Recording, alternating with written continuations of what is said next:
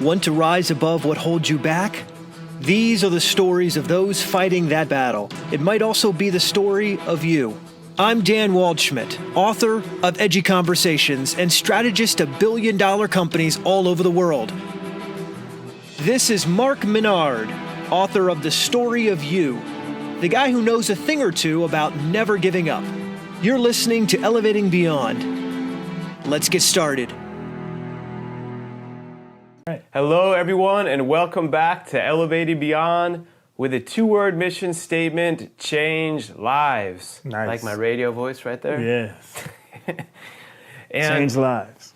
I'm here. Look, I love it. I love how this always happens. Just getting awesome people to connect with. Have here live in the studio, I have my man, Damon Williams. Don't worry, I won't screw it up. It's okay. They're used to me messing up. That's all right. Look, Damon, first of all, as a comedian, performed last night here in Columbus at Easton, the Funny Bone. Yeah. Mm-hmm. The Funny Bone did 2 shows. The one I went to crushed it. Is also performing there tomorrow and Sunday, right? Well, as we're recording it. Wait, tomorrow is Sunday. Yeah, so 2 tonight, 1 tomorrow. Got it. Yeah, they run you through the show. So I started Thursday, and I do 1 Thursday, 2 Friday, 2 Saturday, 1 Sunday. Get 6 shows in.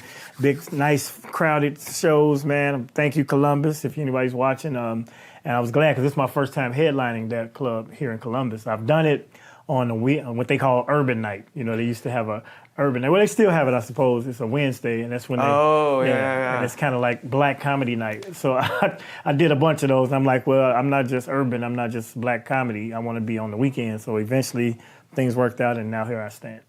Yeah. Well, also, like, without giving any introduction at all, see how awesome I am as a host, just like this Damien. But, like, going through your stuff, too, you hosted at the Apollo after Steve Harvey, right? Yeah, I did. I was one of the runner-ups. Well, what they did, they had a nationwide search for Steve's replacement. Okay. And they were going around to comedy clubs in different places, and I got selected to be in the top 3. And of those 3, they allowed each one of us to host 4 episodes. Wow. And so, you know, after the 4 episodes, they decided to go with Rudy Rush, who was already the host of the Apollo Kids section on the show. It was basically his job not to lose. Yeah. You know, so he did a great job, and he and I met on that set and became friends. We like brothers to this day. That's cool. From being competitors for that show. Really? Yeah, but it was a big thing because back then, you know, Steve Harvey had just gone off to the Kings of Comedy. It was prior to him getting his TV show. So, you know, whoever replaced Steve and whoever hosts the Apollo, it was legendary. Yeah. So even to have just the 4 episodes really was one of the highlights of my career. To be up there at all, yeah. Definitely. That's no joke. Yeah, because I had to do the show once before I got to host it as a performer. And it's, you know, it's nerve-wracking because they come to boo. You know, they raise their kids to boo. They come out, when they slap the babies in New York, they boo. They don't whine. Yeah. They come to Apollo ready to boo, but if you're funny, they're with you. So what I did, and I'll tell young comics to do this, anytime you have an important event or engagement, a lot of times performers like to have a mystique and hide from the audience and come out and ta-da, have this big grand entrance. And that's cool if you're famous and notable and you need security and all that. But if you're up and coming and you're trying to, you know, endear yourself to this audience, what I did was I went outside because they had the audiences lined up. They always do this for every TV taping. They load the audience in way before the show. The people some of them might be irritable by the time they get in because it was summer and it was hot. So they were lined up around the Apollo Theater all across 125th Street around the corner.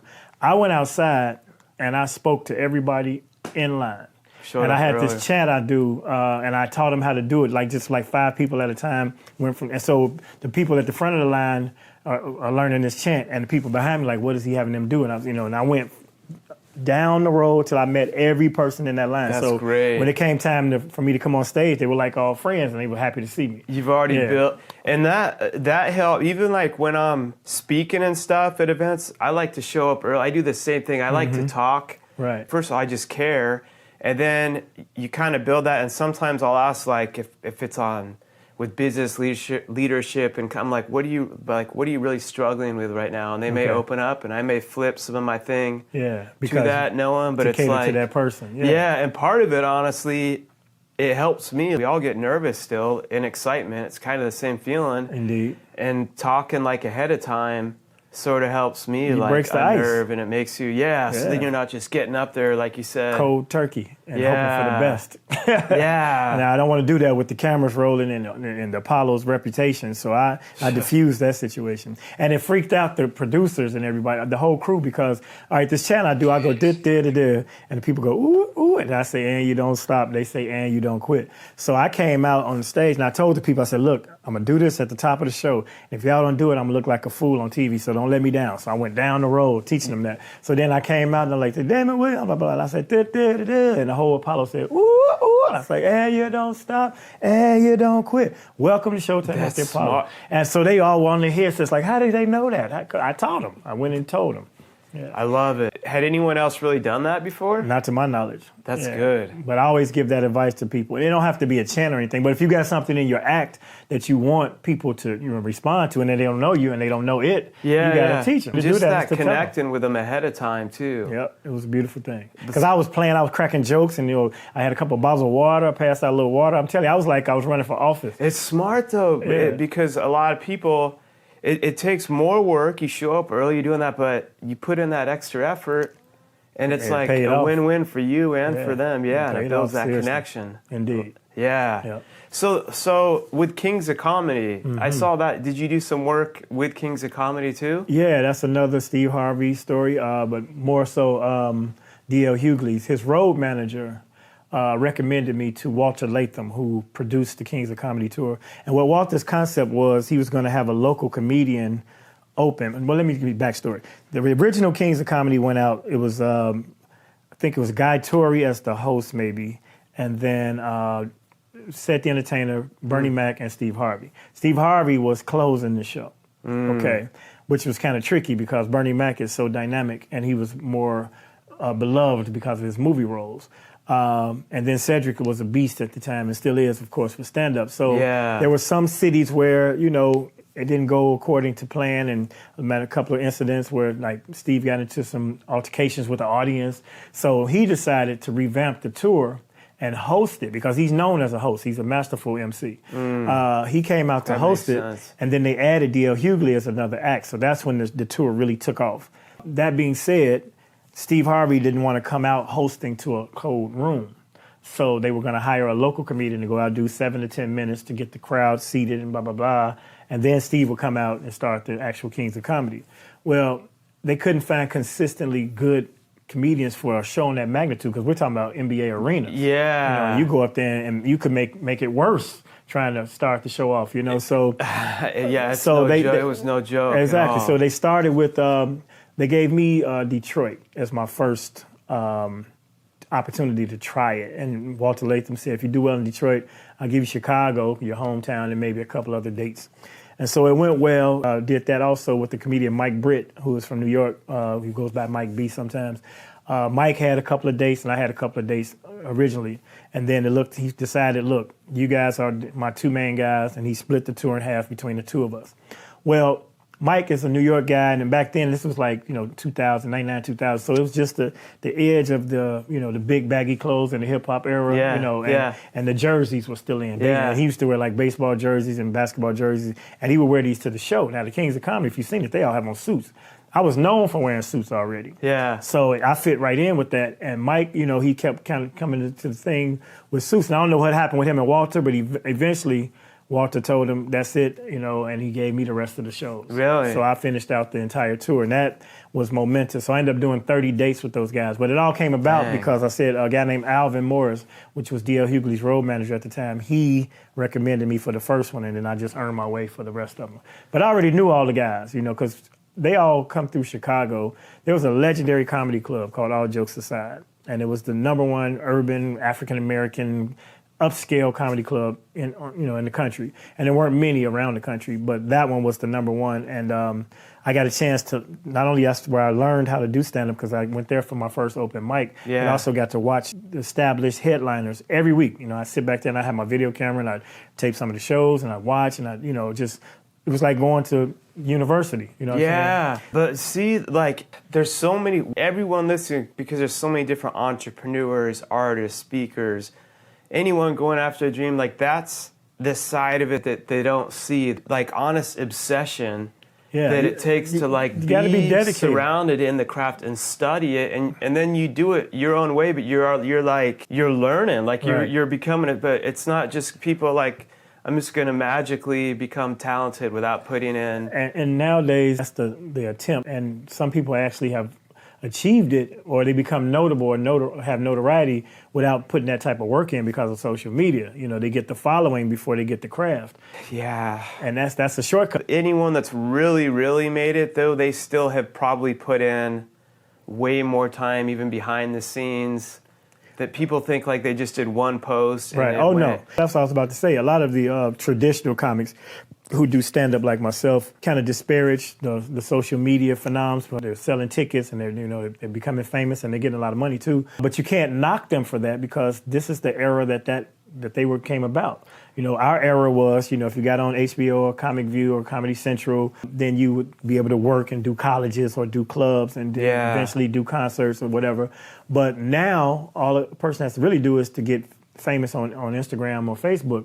But my thing of it is, though, I still give them credit for it because, we were talking about 60-second clips. Before they started doing expanded clips on Instagram, the IGTV, you had to figure out how to get people's attention and make it entertaining in a 60-second format. Yeah. And that takes dedication. And I'm sure like you say, your first video didn't go viral. So they had to figure out the mentality because it's a psychology behind viral videos. You can't make something go viral. I always laugh when people send me something to my inbox. Here, let's make this go viral. Pass it around. Yeah. That's not how viral works. No, you never know it's organic. if you're just doing something just for it to go viral or just for the fame or just for the money. Not that there's anything wrong with any of those. You're never going to make it. Exactly. It's like because you got to put out 20,000, you're going to give up. Like, you know what I mean? Because you'll be discouraged. Once you go if that's all you're going, like those that do, it's like you keep doing and doing and doing, and when you're not even noticing, you're so caught up in the grind, someone will reach out to you and be like, hey, did you know the thing you did from 10 years ago that just got reposted today went viral, bananas, and now you're an overnight success. Right. Like, you've been doing it 27 years. 27 years. Some will go viral. People be like, this dude just came out of nowhere. No, he didn't. Yeah, maybe it's this podcast. Once this hits, I'm off to the races. You That's never right. know. Let's elevate. Let's do. I want to make sure. I don't even care. I'll just keep this make sure something's right.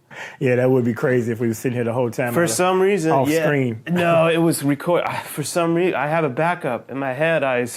And I like to just leave this stuff in, everyone to know. Right. I was thinking, for some reason in my head, what if I didn't hit the record button? But we're good. Cool. I really like to talk about this, too, because you were looking at the difference of the crowd last night, too, and thinking, okay, kind of looking from above and you were saying, too, before when it was like the more urban audience, and you're like, but I'm not just in one niche. Right. Funny is funny, right? But I get people that like different humor, but also something you were talking about on stage too, and I love that when you were just like, look, everyone just like chill out. I'm about to say a lot of offensive things, right? But it's funny. Like, I'm a comedian, and it's not even so much offensive. What is offensive now has changed because there's such a sensibility and a sensitivity. And rightfully so, because some things in the past would cross the line or whatever. But you have to have nuance when you have like I have my core audience. Like if I did a room full of black people, I know I can refer to certain things that the majority of black people realize or know. So if I have a room that is culturally diverse, then I can't use those terminologies or slangs because it's not relatable. But it's not necessarily like a racial. It's more of like. It's experience. Who knows what? Exactly. What you grew up knowing, but like comedy a lot of time bridges the gap between like humor. And like people, when you can laugh about stuff and not take everything so serious. And that's my slogan. That's my philosophy. Laugh tonight, be serious tomorrow. So that it's like it diffuses that whole cancel Me Too hashtag. Movement, and no disrespect to the Me Too movement because it was definitely deserved. But I get what you're saying. But what I'm saying is everybody's looking to cancel people now. That's what I meant, the cancel culture that we're in. Yeah. So one word, about one topic, like it could be gay or straight, it could be political, it could be Republican or Democrat, and all of a sudden you've turned these people off.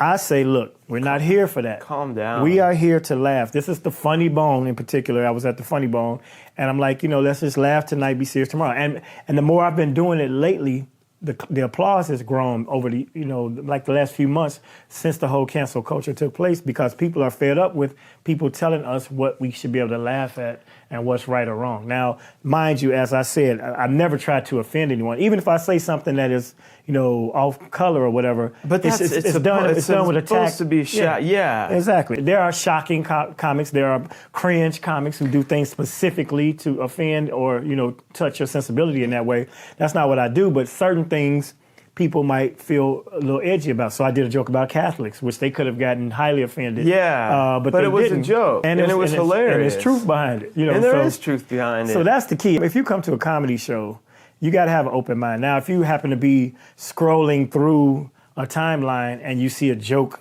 that offends you based on the fact that you didn't intend to see that, that's a different thing. But if you buy a ticket and come to a room where a man is standing on stage or a woman and, exposing their humor and their sensibilities and things of that nature, you got to keep an open mind. And the joke ain't about you. Like I said, the joke more than likely was written before you got there. So it had nothing to do with you. Okay. Yeah, can I say something too, though? If you're scrolling and someone says something that offends you, you don't have to watch it. Scroll past. And who the hell has time to write a 5-page blog? Because, do they really know? Does anyone know, anyone enough to... It's like you're watching a 30-second... I've had people, I personally believe in God. I don't preach on people's throats. I believe in God. I share it in my story if they want. Indeed. I've had people attack me that are like, you're going to burn in hell for a... And I've learned now, I hope you have a great day. Yeah, you can't... Because, you don't know any of if you knew what I really... And I don't need to prove... You can't. Who has time you're exposed, do that? And it's a natural instinct to be vulnerable to criticism or someone that totally gets you all the way wrong, and they try to, impose their views on you. And you want to, just to set them straight, just to make it clear that's not who I am, or that's not my stance, or you have it confused on what you perceive this to be, your perception. You took it wrong, or you don't agree. That's all fine. That's cool. Yeah, some of them don't even want to agree. But it's such a negativity in the social space right now because everybody wants to be critical, they want to be negative, and they want to bring people down. And some people, the trolls, that's what they live for that. So if you engage them, I was gonna say, I don't think it's as negative as people think. It's the negative people tend to be the noisiest. True. It's the same with the news. And they get the most reaction. Because in real life, it's not the interactions that the way the news is. And I'm not saying stuff that's happening isn't really happening. Right. But that's not every second in the day the way they make. And the noises are so loud, but there's so much. I mean, like you say, people and social media inherently is good and are good. But like you say, the negative stands out, the critical stands out, and you get more, they seem like they get more reaction and more laughs from tearing a person down versus uplifting a person.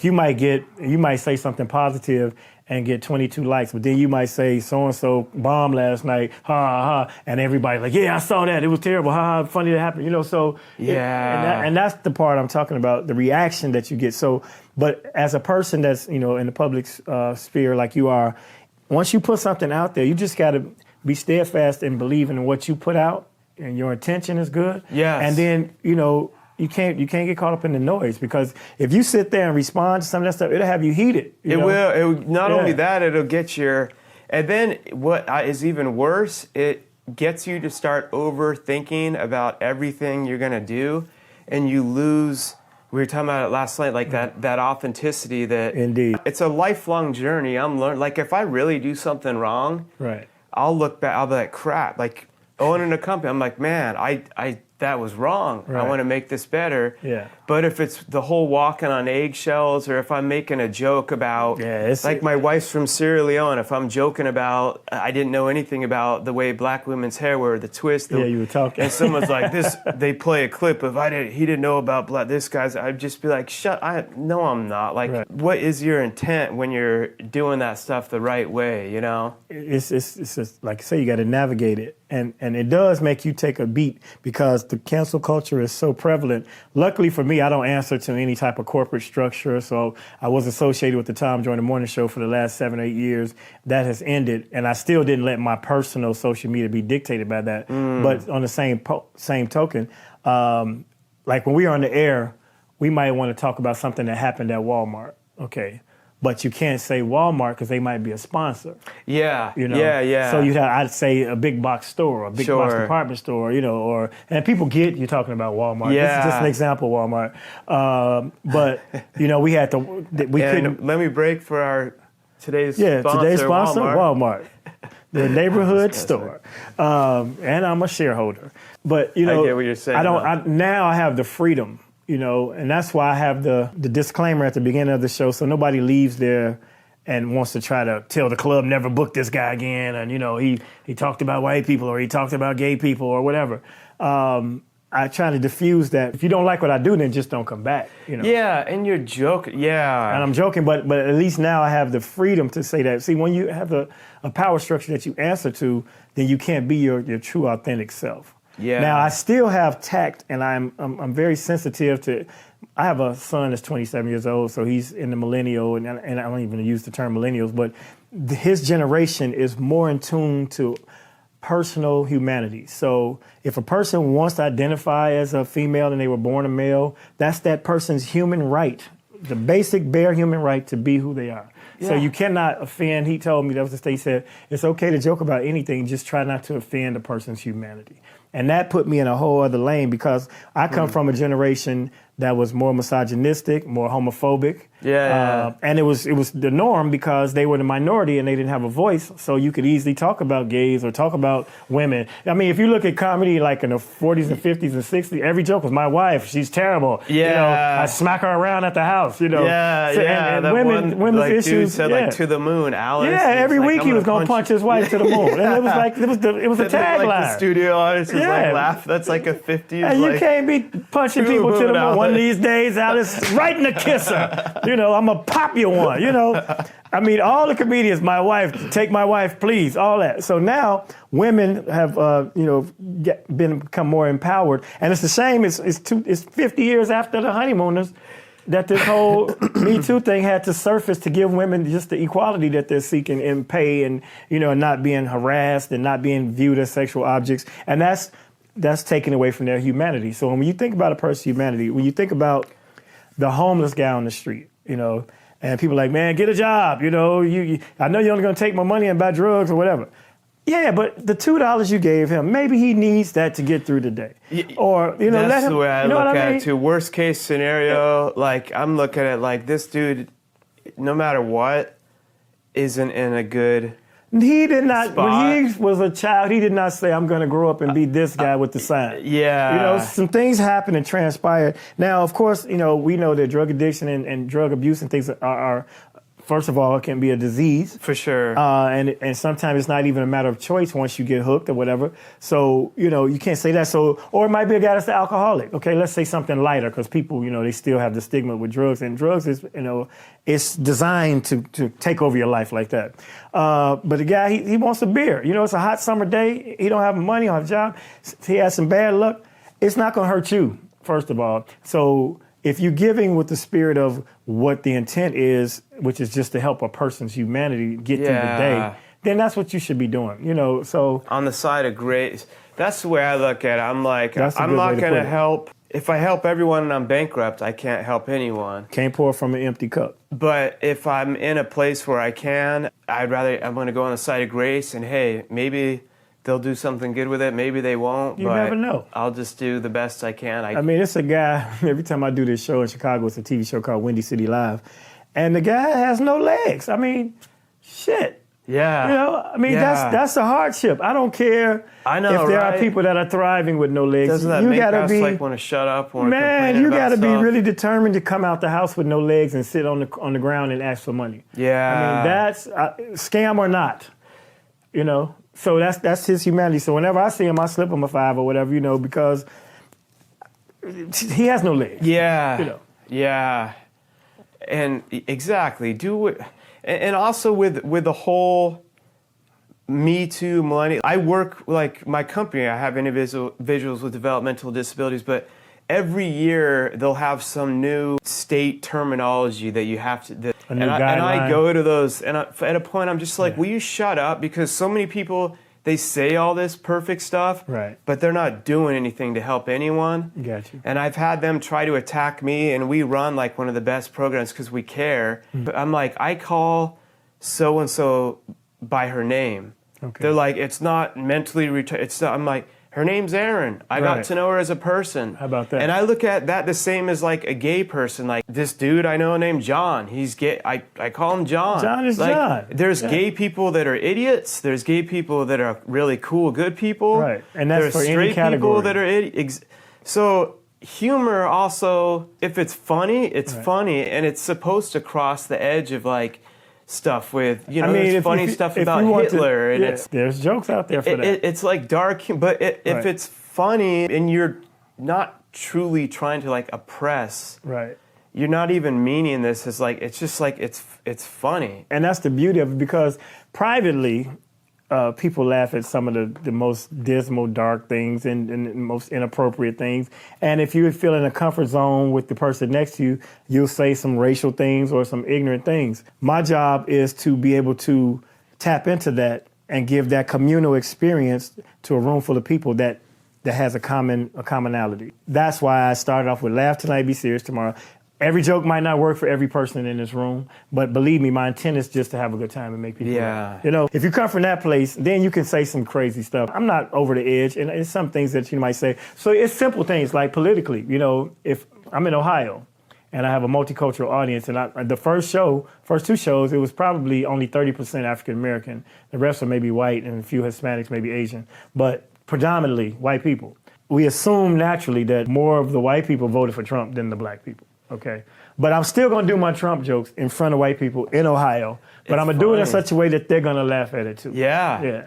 People need to calm. Also, here's another thing I look at too is instead of everyone tearing each other down, the Democrats, I'm even whatever had the impeachment, I'm looking at this too is don't be like, we won, we still need to unite. We have to. We still need to be like, look, but let's still come together. That's what this country's like. My wife's from Sierra Leone. I told you that a lot. When you hear people complaining about stuff, she's like, they have no idea. Even the worst ghetto here, like where you're born, yes, it's hard, but you can call 911 and an ambulance shows up. Right. Like the little village where she was and all that. I spent time in Sierra Leone. It's beautiful, the beaches. But I also watched a little girl, a mom's holding her, screaming she died. And I'm like, what's going on? The guy that was with me was like, stay back there. She might have. And I just hear this mom screaming. Right, and there's no help. There's no resources. And they're carrying her. And I'm like, what are they going to do? And they're probably going to go burn. That kind of clicked. I'm like, man, pretty much anywhere in America, at least you could dial 911. It may take longer to get, but you can still, or you can be somebody can I'm like, take they you. don't have. In my head, I was thinking, wait, should I? I'm like, wait, there's no. Wow, we take that for granted. Yeah. So like a lot of, please, I'm not like going against the Me Too. That just keeps a lot of the people that are just. That's why you just say cancel culture. I don't have any other word to like. About all the stuff. I'm not saying these aren't problems. I'm just chilling. So anyway, and now the viewers will trip on that, but you get it though, right? That puts it in perspective. It's like, come on, man. We live in a great place, and it's crazy that we can't all come together. But in the room, in a comedy club, like I said, it's everybody in this room, and we're all together. And I say during the show, this is America. See how we all laughing, and we've come together, and we can do this until Election Day. That's when we go in our little corners and our little booths and decide who we want to vote for and not, who against. And that's what this political system is set up for, to be honest, to kind of divide us and have us, at each other. It wasn't intended to be that way, but the way it's set up, it's become that way. It doesn't need to be. The beautiful thing, too, that's what my wife mentions, too. She's like, but every 4 years you get to re-elect, you get a revote. Like, you don't have some dictator for 30 years. The fact that we do have some types of checks and balances that can impeach someone if they really are doing is what makes America. And when everyone gets too divided about it, it's like, really... I mean, half the time, I don't even have time to waste time arguing on half that crap because I'm living... Look, I've had Democrats, Republicans, none of them came and worked 100-hour weeks for me and built my business. Right. You know what I mean? Exactly. Like, they came and they went, and I continue to work my butt off. And that's the thing about this current era we're in. Whether you like the guy at the top or not, what's your day-to-day experience with life? This not just now. Every administration prior to this, your life don't change on January 20th when the guy comes in office. You know, No. it doesn't automatically stop your bills. It doesn't help your paycheck. Now, some of the policies eventually will kick in. Like when Obama came in, the recession was there, and eventually the recession went away. But before him, Obama came in. People so easily forget that when Bush, I'm not getting political, so don't write me all this. Right. I don't. We're not. Do it if you want. I don't Yeah. care. But realistically, George W. Bush, who actually was at an event with my man Dave Ramsey, had him speak there.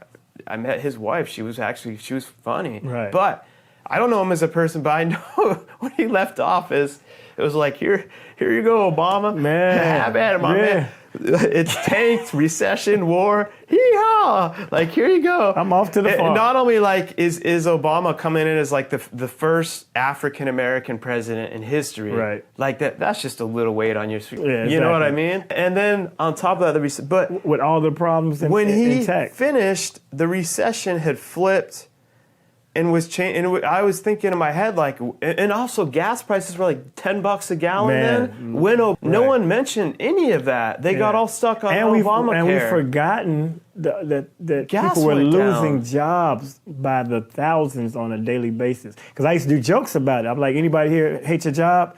And the people would clap. I'm like, you better quit, because nowadays jobs are hating people back. You know, so and so they would get a laugh out of that because it was so prevalent. I'm not here trying to expound on, because it was some things he could have done better, of course. No, and we're not even we're not here nor there. I don't know who Right. you vote. This is two people just having a conversation. Right. Indeed. Our original point was, don't get too caught up in the guy or the administration or the policies or the Republican or Democrat Party, because what your day-to-day life is what really matters. And that's what you're in control of. And that's all you can deal with.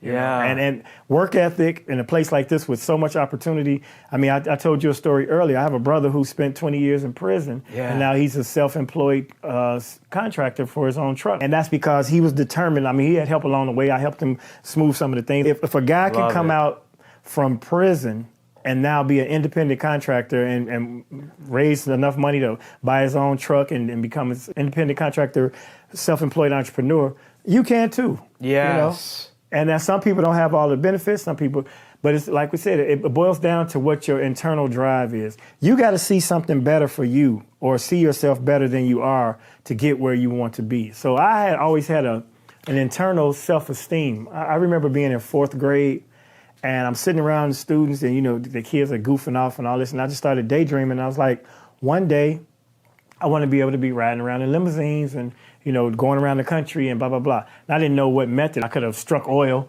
or, Yeah, you know, hit the I'm the lottery, same. whatever. But I felt like in my life, how. at some point, I felt that I was destined or determined to do these things. And now that I have the opportunity, I never ride around limos, but I'll take an Uber, I'll drive, I'll rent a car. But I could, you know, I've had that, I've been afforded that. But it was You're because not trying to do it and get like a picture for Instagram. Oh, Anyone yeah. that has money never does with the stacks of cash. And it's funny too, because that's what the thing. Like they had this meme going around with I guess it's Bill Gates and Warren Buffett, and it's like not a Gucci belt in sight, because people with wealth don't flaunt their wealth, and then people that don't have wealth aspire to wealth, and then when they get something that shows they have achieved that, they want to show it.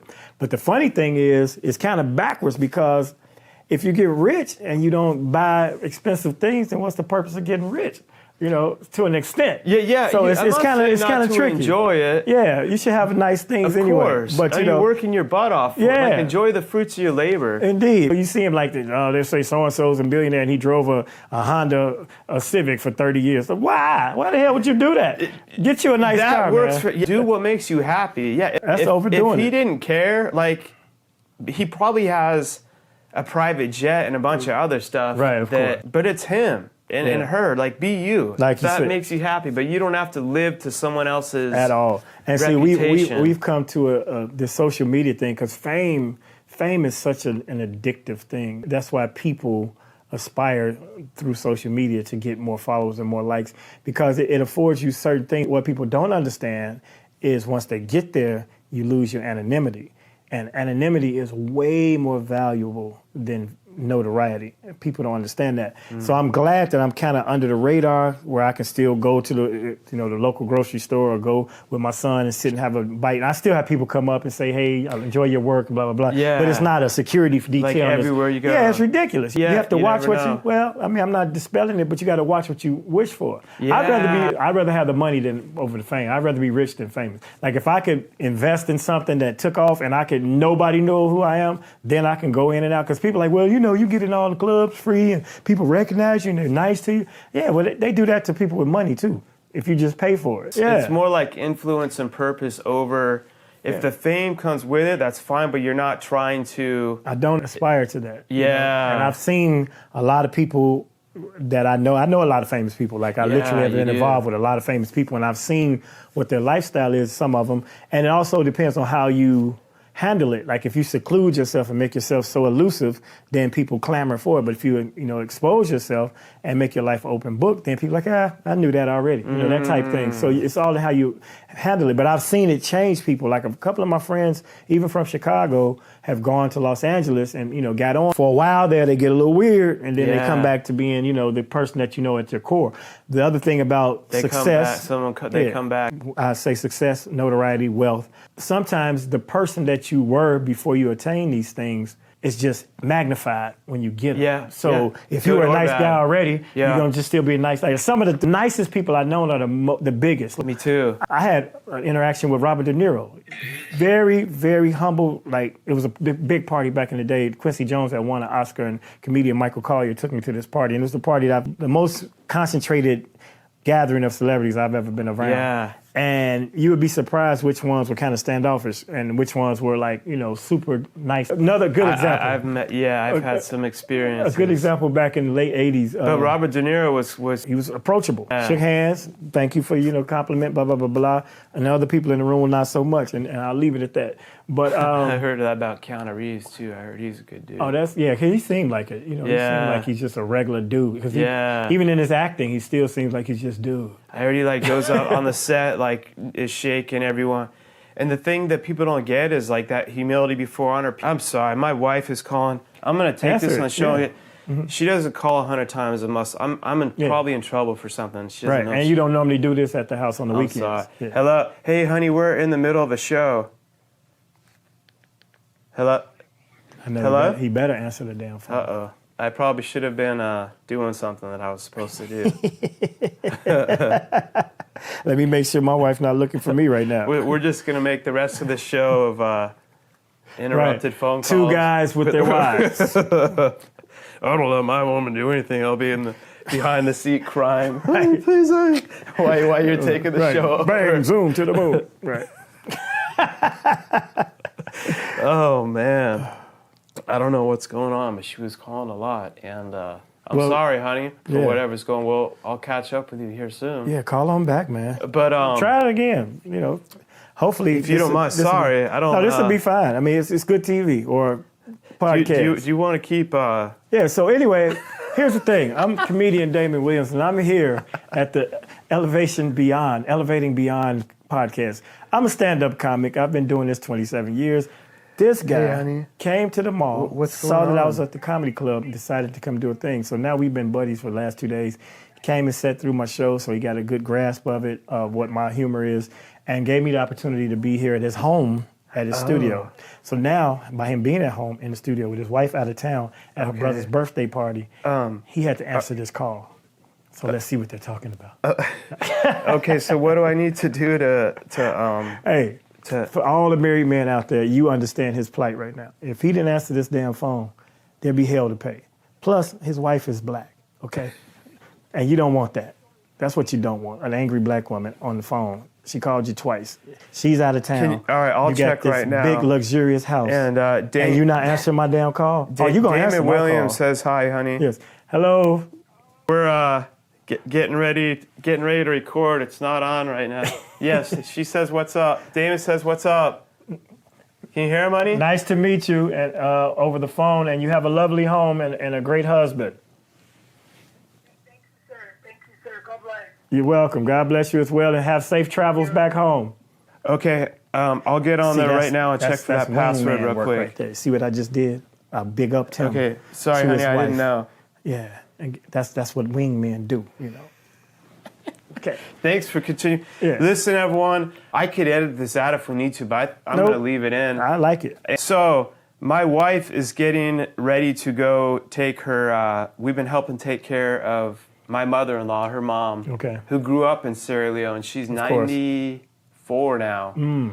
And she came here, we helped her get a heart surgery. Wow. She stayed with us. And that's another thing I always say about like going after your dreams. Then you're at a point, if it magnifies who you are. Like I thought it was cool we were able to do that. And especially after the story care. about the kid. Yeah. You know? And so she's getting ready. Her mom's been staying with us for like 5 months, getting ready to take her back to Africa here soon. And something with a phone that they sent me where she needed the code because they don't work over there. Okay. She's supposed to have the password right now. Oh, wow. And she's been calling me. And Damn I think it. I was supposed to get it to her earlier. You got one more time for me to call home and you don't answer this phone, sir. So she's like, check your email now. And I'm like, I'm in a show. Yeah, well. And she's like, yeah, whatever. Right. It hangs up. Yeah. It does. I could be with, not that Damon isn't the most amazing dude ever. It could be President Obama sitting here. And she's she'd be still like, like, whatever. yeah. I don't care what tell you... Mr. Barack. I need that freaking hold on for a back. second and then check your damn And he email. would get it. Yes, exactly. Of I course heard he would. you saying not just a white wife, but a Man, he got a black wife. He has to answer from, that damn from phone. Africa too. She'll Yeah, get me. motherland. You understand? That's right.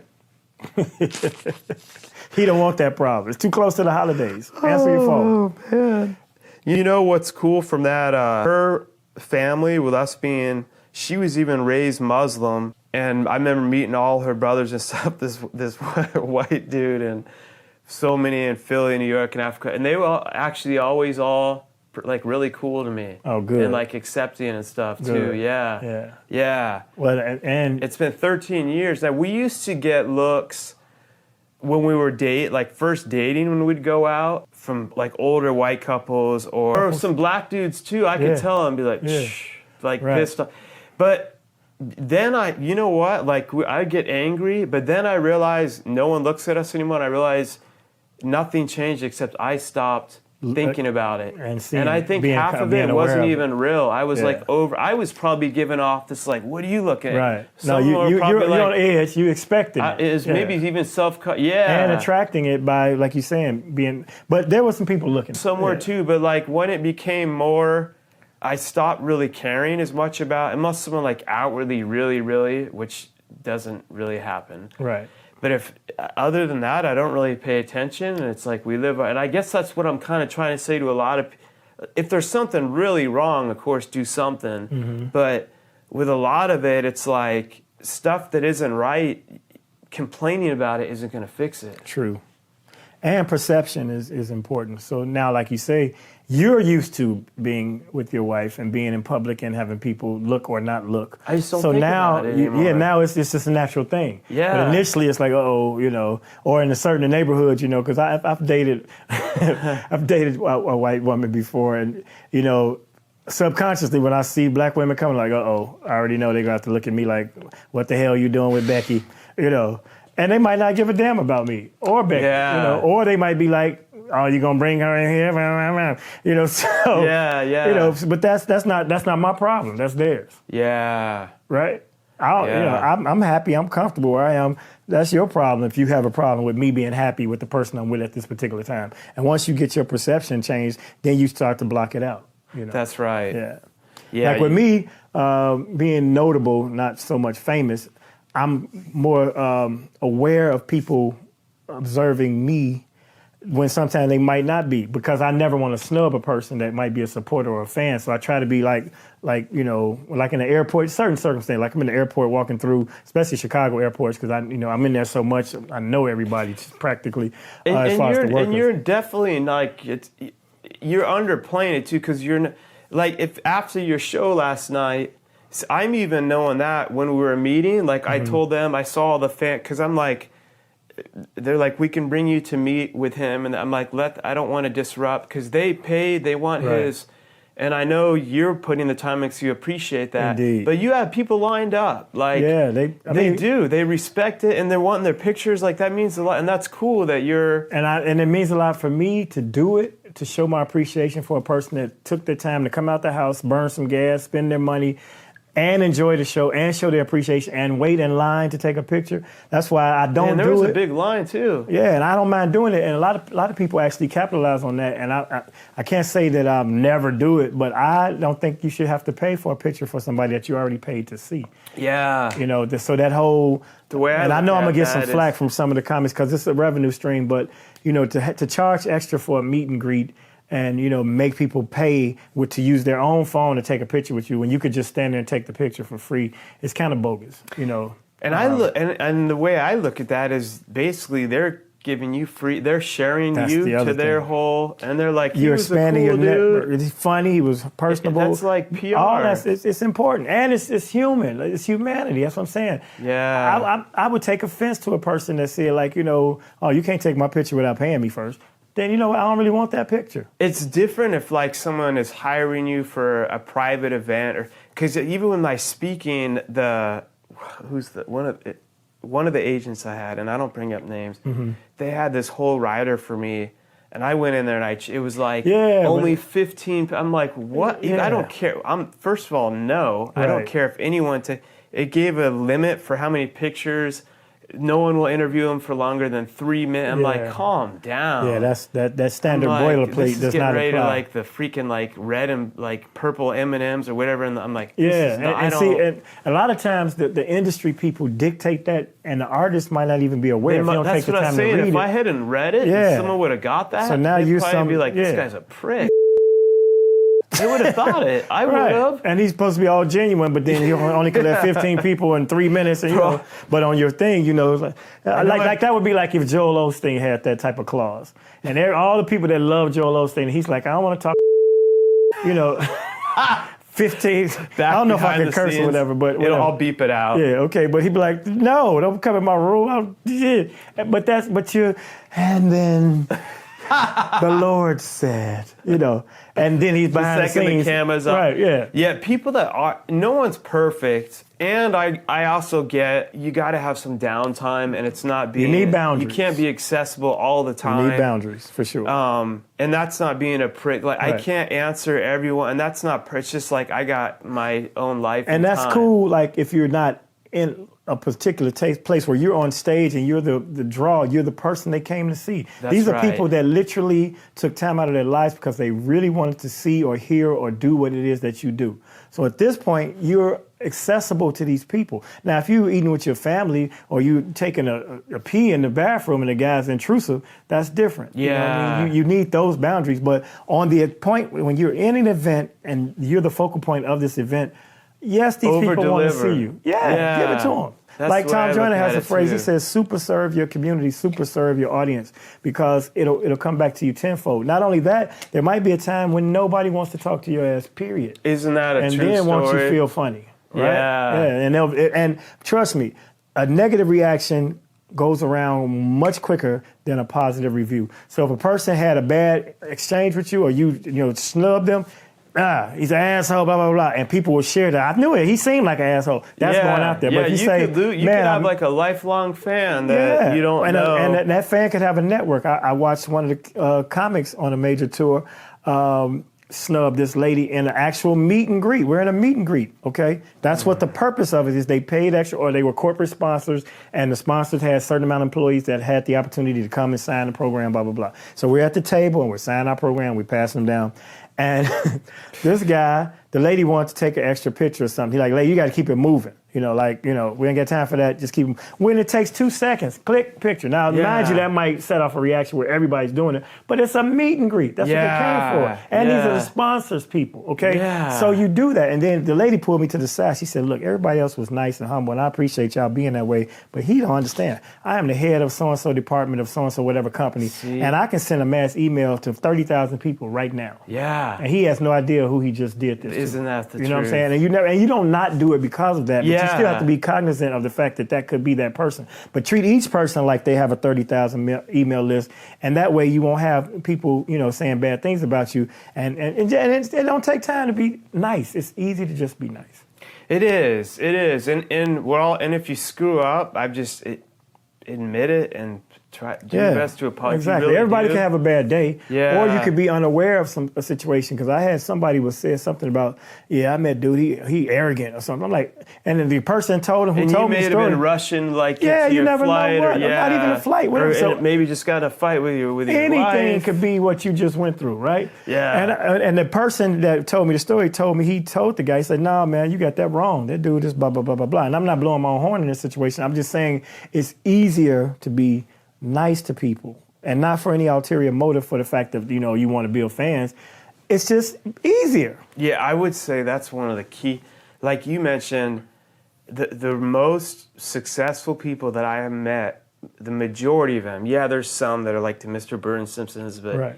when it comes to business, I met this couple that I worked with that had this billion-dollar oil company, the nicest, down-to-earth couple. They adopted like 15 foster children. Wow. They were at this event as like but they were just chilling out, talking. I didn't even know what they did they were like asking me for advice about stuff with my company. But unassuming and just as genuine then they and nice told as me they could more be. what they were doing. I'm like, geez, I should Right. be asking you. And they're like, no. And they really wanted to learn and stuff too. Mm-hmm. And it was like people that I see really, really winning in like the longer term seem to be, they work The their nice butts one. off. Yeah. But they're givers more than takers. That's another thing. You can never stop giving, man. And I found that out. Even when you don't have, you don't overgive, but trust me, when you give, when you are of service to people in one way, not only have to be financial or whatever, but when you give of yourself to people, it comes back tenfold. My testimony, I can tell you right now, because there have been some times when,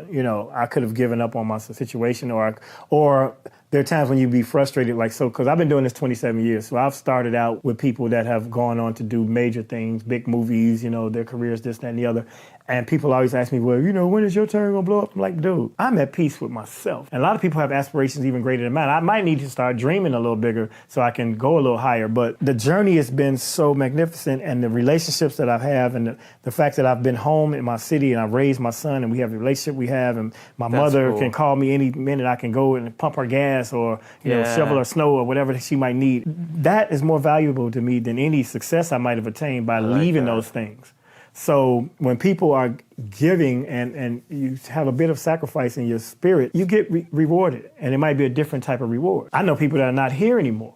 You know what I mean? Yeah. They might have been great and big, but they're gone. I'm literally gone from this planet. So who knows if that's not your blessing, the longevity of your life being extended, so. You never know. I just my dude Gary Vee, he was just saying that when someone was saying he's made it this huge to where he is, but he just has always worked his butt off and got and they're like, well, do you regret that you didn't take this opportunity and get that? And he's like, I'm not saying to ever lower the bar in your dreams, what's for you, go for it and work your butt off and get there. But if I miss that, for all I know, maybe I would have got on a plane to do that $1 million deal and the plane would have crashed and I would have died. You never know. Exactly. Or with my circumstance, a lot of cats blew up early in the 90s and they're not around anymore. To have that moment of fame that's almost versus tougher.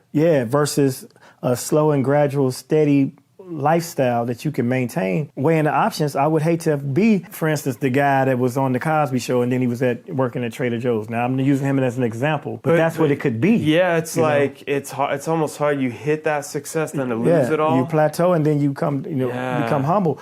Luckily for him, he was discovered, and hopefully his career is back, and if that's his pursuit. But he was happy. That guy at Trader Joe's, because you never know what comes with that. See, that's the thing. You never. That's the thing with social media. You never know what's going on. What comes with behind that, the man? scenes. The people that make it and get so big, and then they end up crazy and running in traffic with waving guns, or in rehab, or what I mean. Yeah. It's a lot of stuff that goes on with that. That's so true. And you never know what people have sacrificed. And isn't it easy to judge from the sidelines? So many people are like, I wish I had. Yeah. Like you said, sacrifice. They have no idea. They have no idea. Exactly. And, like I said, the point I'm making with that is on the outside looking in, you never know what the backstory is. So you and I have had conversation off camera about some of our history. A lot of mine I haven't even touched upon with you. That's what I was getting ready to have you. I'm trying to. Can you start? I'm so sorry. I don't No, it's ever. okay. I mean, to be a stand-up rude. comic was the last thing anybody would expect if they knew my story growing up. I come from a 2-parent home that became a 1-parent home, and then my mother was single and she went bankrupt and had to raise us off food stamps, and we had no heat and we had no utilities, and we went through all of these sacrifices. And my brother, like I said, went away when I was 16. He was my role model. To jail when you were 16. Yeah, and he did 20 years, like I said. And so to become the man of the house at that age, and to have to dabble in selling a little weed and doing other little things to make ends meet, just to have the basic necessities to help my moms and things of that nature, to going further into that business and elevating it to different areas to the point where I became like a mogul in the streets. And that's mostly what you were around to where you saw if someone was making it. Yeah, it was an opportunity. That was kind of like one of the... But all the time I knew, like I said, I had an internal fortitude about myself to know that I'm better than what I'm involved in right now. Than the environment. Yeah, and I had a means to an end, or end to the means, or whatever I was doing it for, because I wanted to help my brother get out earlier than he was supposed to, and I wanted to start my own business. Those were my goals for my hustle in the street.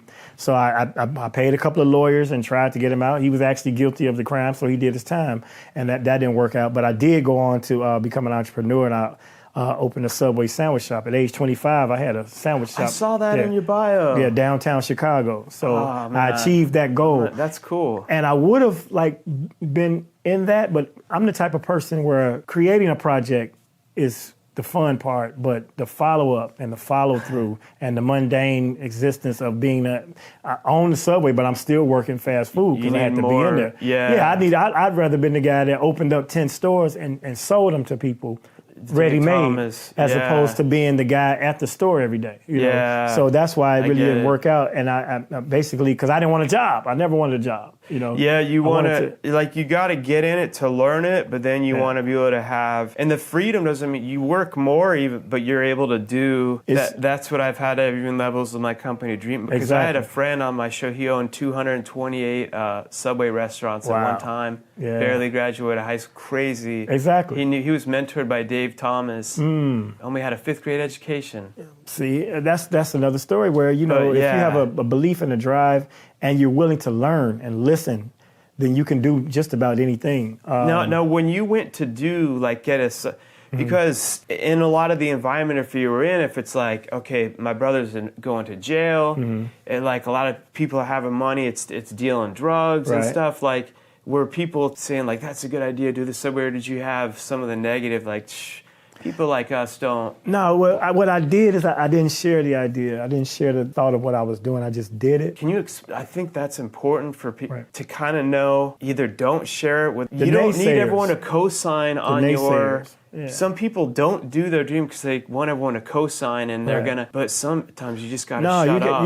You gotta have tunnel vision first of all. When you have a goal set and if it's lofty, most people's mentality is you can't do that anyway. So 8 out of the 10 reactions are going to be, how you going to do that? Or you can't do that? Or they don't let black people do this. And that can eat at your confidence. Well, it's already... Yeah. You already got doubt. The thing is, it's you don't think I'm hearing that in my own head every freaking minute already? Right. So first of all, you have to conquer your personal fears. Second of all, you have to keep your dreams and your ideas close to the vest until they manifest, because it can be jinxed or be, distracted, or obstacles can form that you created yourself by allowing people to know that this is what you're trying to do. Because some people genuinely don't want you to succeed out here, for one. That's true. And if all your guys are in crime right now and you trying to go legit, now you're better than them, so they don't want you to be that guy because they want to do it, but they don't know how. They called these dudes I was in the trailer called me a sellout when I was like, I'm gonna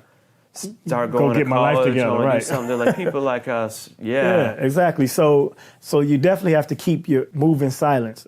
I put it that way. And then when move in silence, you got to move in silence. So a lot of times we want to announce to the world something before it's even done. and sometimes it don't come to be, and then they get the chance to tear you back down and say, you thought you could do that, but we knew it wasn't gonna work, blah, blah, blah. Even though, like, if I were to get a role on a movie or a TV show, I would not tell when. I wouldn't, when I do. Let's say if, let's say when. When I do. He's going to. Because I have a show in the works, but I'm not gonna say anything about it until it's done. Yeah. I wouldn't tell people until it's literally in the can and I know the date that it's gonna show, because sometimes you could be on a movie set and do 10 scenes and none of them make the movie. I've seen guys have whole screening parties and they haven't seen the final cut yet. Yeah. And now you get there and you look like an idiot because you bragging about something that hasn't come to fruition yet. Yeah. Now that's one side of the story. The other side is, if you don't share your vision with people who don't understand your vision, then you don't have to worry about them tearing down your vision. Yeah. In other words, everybody don't dream the impossible. And when they see that you're trying to do it, they don't see it. It's not feasible to them. And so therefore, I had a young lady I was dating before my wife now. Every time I said I was going to do something, she's like, how you going to do that? You can't do that. And that was the main reason why she's not in my life. Not because we weren't compatible, not because, we were not fun. She was not a believer. The first time I told anything that I was aspiring to do to my wife, she said, you can do all things. That's cool. And when she said, oh, you can do it, you can do all things, a light bulb went on. Like, this is the person I need to be with because she's a believer in my dreams, or a believer in positivity. Negative people are a drain on your dream. Energy vampires. Do not let the naysayers, man, it's very important that you clear yourself, even if you have to be alone. Yeah. Okay? I got a lot of time to guard yourself. Yeah, you're so right. Even if you have to be alone, it's better not to be the smartest person in the room, and you go further when you have a team and all of that. But if it's your particular dream, you have to have the singular vision and tunnel vision to achieve that. Nobody on earth, I wasn't even funny in school. Like, I wasn't even a funny dude, So for me to say I'm gonna try stand-up comedy, everybody's like, and I'm like, yeah, me. Why not me? People don't know that whatever you do, even if I'll speak, there'll be 1,000 people, and I'm like, sometimes I'm actually more introverted, and people are like, no, I'm like, me too. But if I'm talking to someone like you that I can connect with, I can talk and go on and on, like someone that's like my. But with some people, with like just small talk, and I'm not on. Yeah, you're socially awkward at times. Yeah, I me can too. Be with like normal people. I can be alone in a crowded room. I can be socially, right? And still I've find yourself been like that. Yeah, you find yourself not connecting with the cliques. Like I say, I can feel literally alone in a crowded room because I don't know. That's the introverted spirit. But when it comes time to turn it on, I've performed in front of 100,000 people outdoors at a festival. And it was no problem. That's insane. You know what I mean? But see, that's the thing, is like, people think funny is you're constantly doing a set in the cloud. It's like, and it's performing annoying because you're working it in your head. I know she should be funny every set. Right, I'm not going to be at Wendy's and cracking jokes in line. Now, if there's something I see funny, I might comment, but that's where my humor comes from. But this is an art. And it's like if you're a baseball player, you're not always walking around with a bat. Just you know what I'm practicing saying? pitches. It's so true, though. So that's with that. But the important thing as far as the elevating beyond is what I'm really speaking on, because I don't even know where my inner drive came from. But like I said, as a young person, I felt like I had a belief in myself that I should be better than my circumstances. And then what really gave me a higher self-esteem is, like I said, I was raised, my mom, I had a dad growing up, but he wasn't my real father. And I didn't know this until around age 11 or 12. But when I did meet and connect with my dad, and he was the lofty person that I saw myself as, genetically, I feel like he infused that in me. And I should be on a better plane and a higher level of just being a better person than I was. And that just solidified it for me. You know what I mean? And sometimes it takes that. And that's why a lot of people, when you say daddy issues and father issues, that's a real thing. Yeah. It's a real thing, mother or father. So you have to be empathetic or sympathetic to people who act like a lot of rappers. A lot of rap songs like, my daddy wasn't there, but blah, blah, blah, blah, blah. But they bravado. But on the same token, they crying out because even Tupac, my daddy didn't love us anymore. And Naughty by Nature, never knew my dad. Motherfucker the fat. It was a lot of, so. A lot of times, like, anger is really like camouflaging that pain. Doubt and pain, like in disguise. So you're so right. To do radio for the Tom Joyner Show, which has been it got me to another plateau in my career. Yeah, I did that for free for 2 years. Oh, really? Literally. See, listen to this, everyone. Yeah. I want so many people in this day, they think I should be getting this stuff. And I'm like, there's levels to everything. They just think they'd hear you on that and, you must just be you've got to put in You got to put the work in. You got to earn your stripes. Like Bernie Mac say, man, you got to carry your own weight, pimp. So true. He told me that.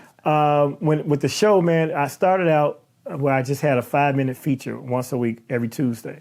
It was called Seriously Ignorant News. It was actually 3 minutes, 3.5, but sometimes Tom, if you roll in, he'll let you go. But 3 to 5 minutes was my segment, and I had to leave my house at 4 in the morning and go into the city, which is about a 20, 30-minute drive, into the hood where this college campus was, just so I can have access to this equipment in to Chicago. broadcast. Yes, in Inglewood. And I did it every Tuesday for 2 years for free. Once they decided to make it a permanent situation, they got me the equipment and they put it in my house where I could do it from home. And that was really a blessing.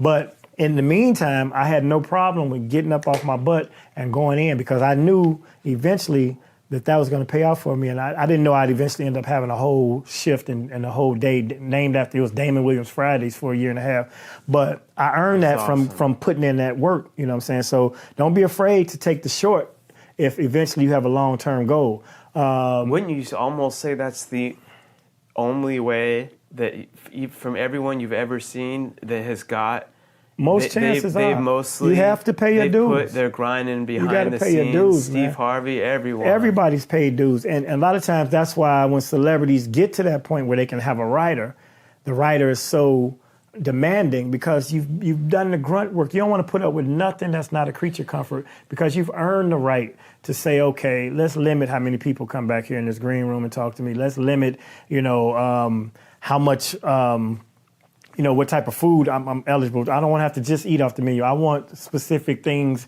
because I'm doing this 50 weeks out the year. And I can understand, So creature comforts, you can understand. Yes. The eccentric things with the colored M&Ms, that's an example, or just red Skittles and all that. That's being an asshole. Yeah, you're right. It's a difference between that. Like with my stuff, with my speak, when I'm going out, I need more of the first class because my legs are long. But I'm like, I don't do it because I'm first class. I'm like, right. No, it's creature comfort. To run my company if you want me to arrive fresh and ready to perform my job at my ultimate level, then I need to be comfortable getting there. Now, I still fly Southwest. I don't fly first class because I earned enough points where my wife flies free. Now, eventually, I'm going to have to upgrade my lifestyle from that, but I don't mind. Like in the country, like if it's out of it, domestic, that's why I'm more like, especially if I have to go and come. I did the bed one, but on. Oh man, I look forward to one of those. Yeah, one day, really but not all. But I'm not like I had. But that was more like because I had to come back from the UK. I had an event, and then I had to come back and work the next day. I had a whole plus that's a long review ass for my time to be company, on a plane. and I'm like, I'm gonna sleep. And if you fly from Columbus to Detroit, then you'll be what you need it for. It's not the same. But going across the country or across the pond, or that's. Trust me, when I walk past those beds, I'm like, I'm supposed to be up here too. Yeah. So that's my inner, self-esteem saying I deserve this as well. Yeah. But my point of the matter is, a lot of times people have paid so many dues and they've taken the short and they've been in the crummy hotels. Like, that's one thing I will not tolerate is where I lay my head. I'm not going to do the Motel 6s and the lowercase. Now, I'm in a Courtyard Marriott right now, which is a nice hotel. As long as it's clean and upscale. It ain't got to be 5-star and have room service. It's still really nice there, though. But the creature comforts come with the game. Now, some people will not, they got to have a 5-star and blah, blah, blah. Give me the money for the 5-star. Yeah, and let me book true. my Courtyard Marriott, and I'll keep the change. Yeah. To be honest, because I'm just a simple guy. But and it depends on if I'm traveling alone or not. If I have my wife, then I want to, of course, take it another level up so she can have the luxury things that take place. But it's not. It doesn't define who I am. Man. Yeah. I do the same. I'll answer. Let this phone ring and it's my wife. I'm gonna answer my damn phone. Y'all be on hold quickly. That'll be the rest of the show, both of us. Exactly. So let me see what baby doing right now. In fact, she did text me. Look, thank God you put my account balance. Apparently, oh wow, glad I could do that, baby. That's cool. Yep. See. Yep. And that's important too. Relationships. Don't lose your important people chasing your dream. Amen. That's another thing. You got to have balance. You know, Yes. you want to be singular in your vision. You want to be tuned in and tapped in, but you can't sacrifice the relationships along the way, because when you get there, you'll be alone and it won't be as meaningful. What's the they have to understand there's seasons where it's like, look, I'm gonna grind. I'm gonna be doing a book tour. I've even explained this to my kids, but there's going to be an end. Right. It won't be like this forever. Exactly. Because I met one dude at a speaking thing. He's a billionaire now. I'm not going to say his name. Okay. But he was like, I got to a thing where it was like my wife and my kid or my company. And it was like, this is what I'm building. And to me, and he was saying it like in a way like, and to me, I was like, man, like my heart broke for. I was like, wow, that's sad, man, that you think that's the reward. It's different if you're in a toxic relationship or something. Right. That's different, but it's like you don't have to cut out you can have your dream and you can level up your family. It's balance. You got to have balance in anything. Like and it's I said, constant tension. Doesn't mean you won't have fights. And there are times, I'm in one right now. Hey, dude, if you need to cut for a minute. But there are times when, of course, you're going to miss important things that you have to sacrifice for. But a lot of times, like with my son, he played basketball his whole elementary through high school, and he understood, or he pretended, he kept a brave face when I would miss a game or two. But whenever I was home, I was there. And if it was a weekend and I had to choose between paying for the school that you're in versus being at the game at the school, I got to go get the money for the school. So senior night, though, he told me way at the beginning of the season, look, I know you be working and you're doing your thing, but I just have one request. I need you to be there for senior night. You know? And I was like, okay, no problem. I said that whimsically because I was thinking, well, if it come up and it's $5,000 on the table, I might have to go get the $5,000. Thinking that. Well, it came up, and I had a big show. I was on tour with some more, and I called the promoter, and it was like the day before, the day before I was packing. He's like, where you going tomorrow senior night? I'm like, nah, dude, it's a big one. It's a theater. It's not just a club. And he was like, nah, but he never asked me to sacrifice stuff like that. But I could see in his face the pain of, he's like, no, but I asked you, I said I really want you to be there. Yeah. So I called the promoter, and this guy, he's kind of a dick, in this game. And I'm probably alluding to who he is by saying who I was on tour with. And I don't really care because he is. We're not mentioning the actual name. But it don't matter. Though. Anyway, it was interesting, though, him being that person he is. I called him and I said, man, I know this is last minute. I know this is bogus as hell, but I can't do the show tonight or tomorrow night, whenever it was. And I'll find you a replacement locally or somebody, or I won't, but I can't come. And he said, well, what's the problem? You got a contract. I was like, well, it's senior night and my son requested I be there. And he melted. He was like, 3 of my daughters played sports all through school, and I understand senior night. And he let it go. He didn't give me the money, but he didn't say, in fact, keep some of this money and I'll get somebody cheaper because I understand your deal. He's like, well, just don't make it. I get somebody cheaper and put that money back in my pocket because that's the type of dude he is. But at least he understood it enough his to not humanity be like kicked you're in. cut off. Yeah. He didn't penalize me for that. And he's the type of person that's kind of vindictive where, well, then if you can't do tonight, you can't do the rest of the tour type guy. But that reason. Man, that's cool. And senior night was beautiful. And my son scored a lot of points, and they called the parents out, and all the other students had both of their parents, and they presented them with them, and he had a gift for me and all that, That's great, man. And I wouldn't trade that for $10,000 or $100,000 looking back, because you're going to spend money, So any person that sacrifices loved ones and relationships, like it's by choice, like it's a conscious decision, then that person is eventually going to pay for that in the long run from a karma standpoint, or just from being lonely and not having nobody there for you when you really need somebody to love you because you abandoned them. You don't have to abandon your people. Like I don't see my family enough now, but they understand because I'm out here trying to get to this next level. And when I'm home, I take time to try to make time to at least go see my mother, go take my father out, hang out with my wife, make sure I check on my son who's already too busy for me now. So now it's flipped. I'm like, son, you promised me we'd go to lunch tomorrow. Oh, Pops, I forgot. I had a thing and I didn't even think about the thing, so. You have to be like, remember senior night? Right, I'm going to hit him with that. Hey, what about senior night, though? And play some little music in the background. Bloom, bloom, bloom, bloom. senior night. I turned down that event. I turned down senior night for you. You could skip your little seminar. No, but I'm really happy. My son is, man, an amazing kid, man. How old is he? 27 now, and his Instagram is Damon_AF. I just want people to look because my son's been profiled. When he was a kid, his mom had him involved in the stock market and investing and learning, financial literacy. So he was going around as a spokesperson and teaching like courses about, just the ABCs of investing. Oh, he was nice. on the cover of Investors Weekly or something like that. And that was not his pursuit, but he was doing his mom had put him in it, and but he was very good at it. Yeah. His idea, his dream has always been to make our city better, which is south side of Chicago. That's cool. And change the dynamic of our city. So now that he's an adult, he's not pursuing capitalism and not going, he's a hippie now. He's bearded out and he's got the long hair and he's doing his thing, but he's very in tune with people's humanity and trying to be a social activist and help his people and help our community. Nice. And do things of that nature. And now he's starting to hit his niche. And he was, tell you about the social media, he was almost in a state of depression trying to live up to the expectations of that video, because the video is viral. He got about 6 million views on one of them I saw, and it's all over the place. What was the video? It's called 14-year-old investor mom. It's just 14-year-old investor Damon Williams, because his name is Damon as well. Okay. And it was this thing where he used to want to be a sneakerhead, but his mom was like, if you want to wear Nikes, then you got to have Nike stock first. You need to own part of the country before you put the company, before you give the money to the company, blah, blah, blah. So that's what motivated him to listen to her, to learn these things about financial literacy.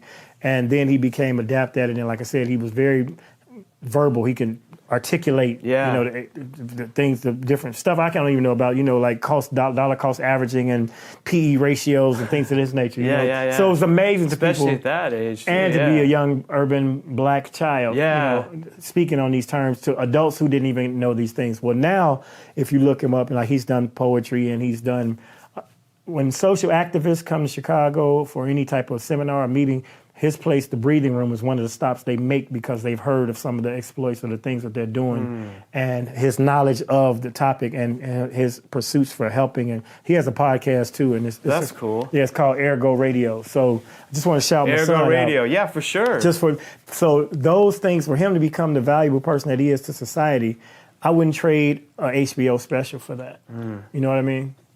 Now, if I could have had HBO special and he was Still that's win-win. I shall. HBO, Netflix, all that's coming, and it's all coming soon because I believe it. I think I've put in the work. I've done good work for a long enough time, and I've established myself. And it's really just finding a believer or two. And I found a believer in a network that's being launched. It's called Urban Flicks, and they literally handed me the keys to a stand-up show.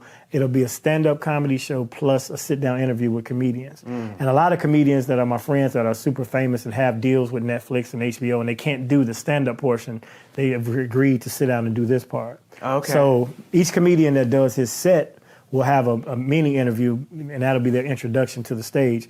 But at the end, it'll be a full-blown 7 to 10 minute talk with like some of the notables.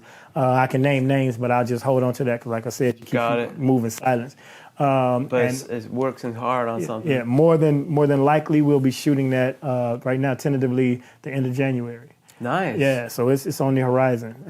And I'll come back and we'll talk about it once it's in the can. Heck yeah. Like I said, we'll talk about it when it happens. But that guy who runs Urban Flicks was like, you're my guy. I'll even I believe come up in you. there and do a show up there with you guys. guys. When we're doing the taping, you should come. Yeah. That way you can catch a lot of behind the scenes people. Going, and then we'll blast as soon as it's locked, I'm inviting you out. I'd love to. You heard it here. Yeah. Well, I'm down. Yeah, but unless you're in England or somewhere, or Sierra Leone. I'll make time for that, man. Yeah. No, I love doing getting that real life stuff, and then not only getting it out there to all the audience, but I just I see being around the right people.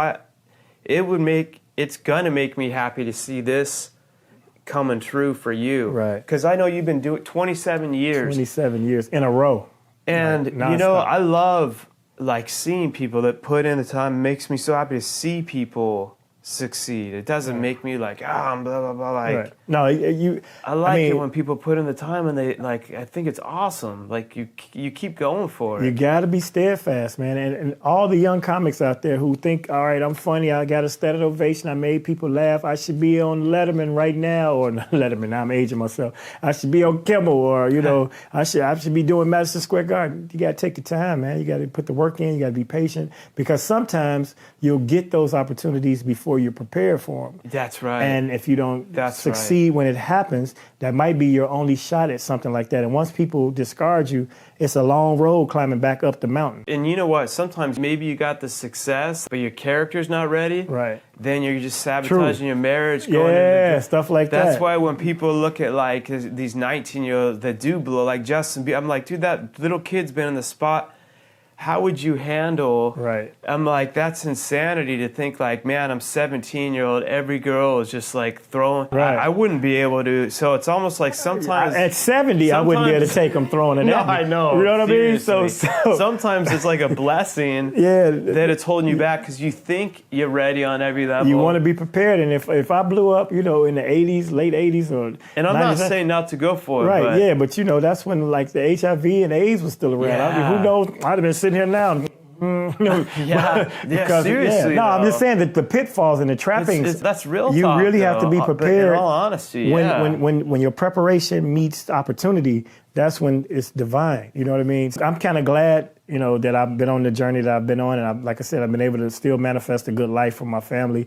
But now it's time for to reap the benefits, and for me to be able to kick my feet up and pick and choose my dates and a little bit more, and be more exclusive on how much work, and I can choose not to work versus having to work to maintain. Yeah. That's when you start sacrificing, you know, moments. Got it. My brother has 3 kids since he's been home. You know, I don't have a relationship with them because I'm moving around so much. And like my great nephew that lives right with my mother, you know, I see him scarcely, you know, and I want to take more time out and plan family gatherings and be able to afford to send for my whole family and just say we're going to go to an island somewhere, or we're going to go to Hawaii or something like that and do it. But I still got to put that work in to be able to do that. So I'm right there at the cusp of being able to, share the benefits and also still have something left for retirement, you know, which I never plan to retire, but you don't want to work all your life and have nothing there and look up and nothing there. Plus, even people that love you will love you more if they know they can benefit from loving you. So, you know what I mean? I mean, it's easier to get people to be around your sick bed if you got $1 million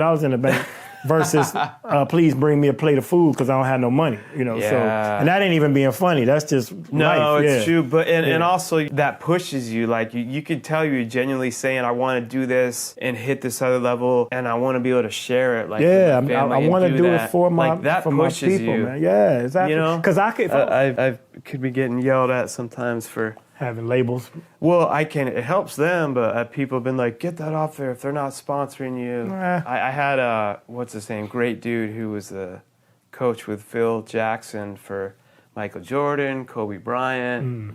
Oh, what's his name? He's the man. He played back in the day for Cleveland. My friend that owned all the Subways introduced me to him. He's moving back here. He's won Is he black or white? He's black. Jim Clemens? Man? Yeah. How did you know? It just came to picture. I'm thinking about the coaching staff, and I know Jim Clemens kind of went with Phil as he went along. Yeah. So see, it's a gift. Jim Clemens. I've met him a lot. He's a good dude. It was with him when I met Les Brown too. Okay. Through my friend Greg, who owned all the Subways. But I was at a thing in California with him, and he was doing, I forget what he was doing, and we were making some video, and he was holding like a Starbucks, and his wife was like, took that out of there, and she's like, get that out of the thing, and he was like, what? She's like, Starbucks isn't sponsoring you? Right. She's like, they're not paying you no money. He's like, all right, honey, take it. And him and I were just laughing, but he's like, But that was a wife being on her square. You know, she was on point. True. And then sometimes, you know, you have to blur out a person's logo anyway if you don't have approval for that. So she also could have been protecting him from that as well. That's true. I mean, people like free advertising, but if you notice most of the, like on logos on shirts, a lot of times when you do TV, they'll blur it or they tell you no logos, no anything. And you would think I'm giving them free advertising. But if it's not approved free advertising, they might not be in line with your views or whatever you're saying, so they need to be corporately protected. So, like, hey, if enough people are paying attention mention that I Right. get that from him. Yeah, like, right. That's press. I'll take that first warning. I've had a couple things with things that we've added in or whatever. I'm like, all right, cool, we can switch that. Well, let me grab that water right there, if you don't mind. Yeah, because Yes. if we're gonna be, branding stuff, it's my wife's favorite water. If anybody's That is there, good. If anybody over there wants, send me some over here. Hey. I'm opening some mid-roll delicious. spots up for the good stuff too. I'll have to say though, like just the way they make the and they're not paying us. I Right. just respect the way they made the bottles It's and everything packaging. look. Yeah, I think it's branding. So anyway, let's get to the nuts and bolts of the situation. But yeah, so first of all, we've talked about it a lot. Like, have. I appreciate connecting with you, getting in touch, and it was awesome. I'm not joking. Like, and that's why I always, if I'm gonna have someone here, I like to see you perform and stuff too, because I'm you glad did you great. came too. It was awesome. Last night you picked a good show too. That of the three, that was the better energy. It was cool. Even with the little guy that was interrupting me, but that's part of the game. And I like how you flipped it. yeah, you got to have tact with that. So, something that I kind of want to end on is, I think, and when I say end, the part 2 I'm going to be doing in Chicago, because not only if, but when you make that happen, because I already know it's happening. Yeah. Because you're not going to give up. Nope, it's gonna That's happen. not in you. This is gonna the show, the taping is gonna be in L.A. I tried my best to make it Chicago. Oh, yeah. too. LA yeah, good, it's warm. moved it. Yeah, but yeah, exactly. Yeah. You don't want We'll Chicago have in 60 January. million. We'll meet up with Joe Rogan. Yeah, Pop up on his show out with it. But where was I going? Oh, yeah.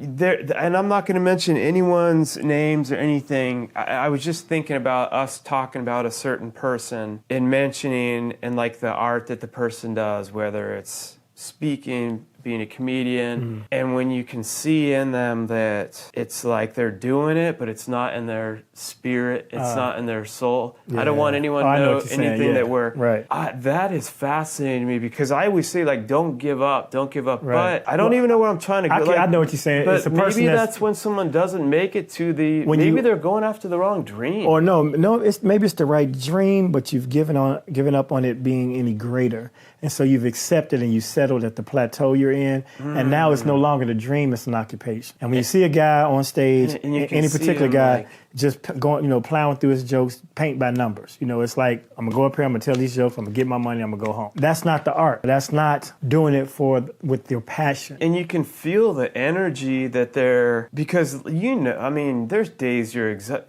First of all, one thing is, don't ever just go by your feelings. I hate when Right. people are like, if you're doing what you want to do, you're going to feel... No, there's going to be days where you're like, I don't feel... Just like you're going to meet up with these... You'd rather just be kind of chilling in your room, but you're Yeah, responsible for... I'm reciprocating the support I receive. And you're happy to, And I'm doing it, because out of love, because they show me so much love when I come to this town. And your heart's in it still. Absolutely. Like, you can tell that. Yeah.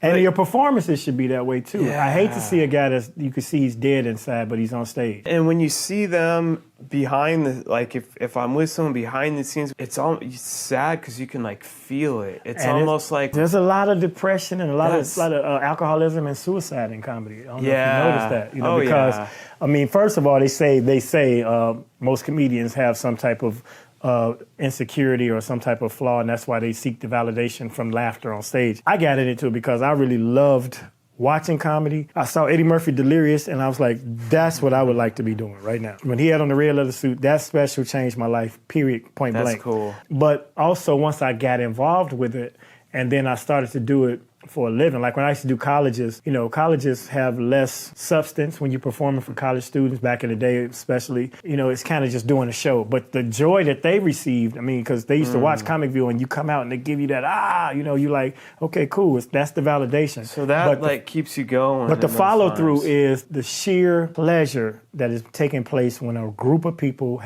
hear one thought and simultaneously they all explode laughing at it, right?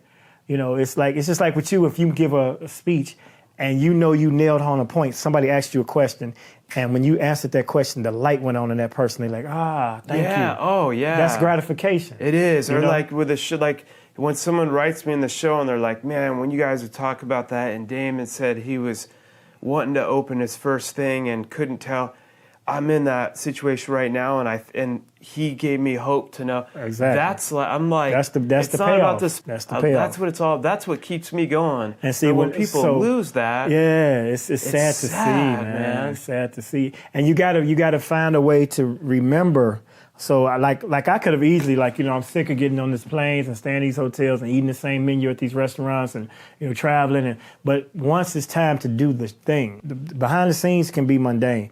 But when I know next up they're about to call my name, even when we were in the back in the green room, right like 5 minutes before, I could start to feel the anticipation of them saying, okay, let's go. And then once I get out there, you tell that first joke and the people laugh, and now you're looking at couples, high-fiving each other, and you got people, you might see a person that's there by themselves. Every once in a while people come to the comedy show by themselves. Yeah. And, that's a person that really needed a laugh today. That's right. That person, tell them what. I've had people give me testimonies of situations where on the radio or in person, that particular thing, they had just lost their mother, or they hadn't laughed in 6 months. Or one guy told me he had PTSD, and me and J. Anthony Brown were going at each other on the radio, and he said that morning when you and Jay, he gave me a specific morning, we on Tom Joyner Cruise, he was sitting behind me, and he was so glad to be sitting, he tapped me, he said, man, I got a story I want to share with you, I don't want to interrupt you right now, but he told me, he said, that morning, the two of you all going back and forth to each other, joking, came between me and the bullet.